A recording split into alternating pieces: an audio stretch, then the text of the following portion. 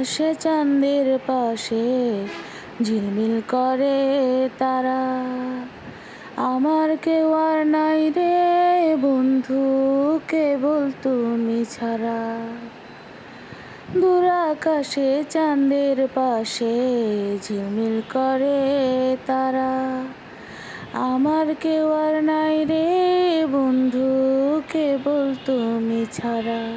তুমি বুকের ভেতর রইও রে বন্ধু, বুকের ভেতর রইও।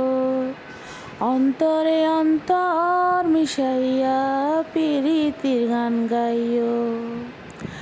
আসমানে যাইও না রে বন্ধু, ধরতে পারবো না তোমায়।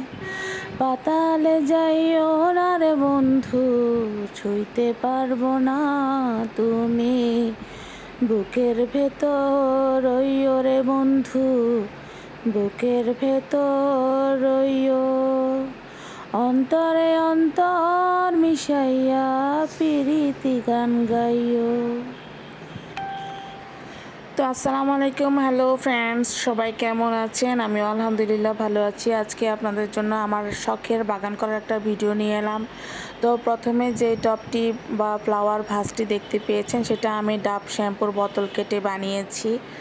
আর এটা হচ্ছে আমি ভাবলাম যে আমার কয়েন প্ল্যান্টগুলো এর মধ্যে সেট করি। এর জন্য আমি কিছু পরিমাণ আগের কয়েন প্ল্যান্ট থেকে কিছু পরিমাণ কয়েন প্লেট কেটে নিয়েছি। আর কাটা অংশটা আমি এভাবে নিচে সামান্য পরিমাণে মাটি দিয়ে ওর মধ্যে কাটা পাতাগুলো ঢুকিয়ে দিয়েছি।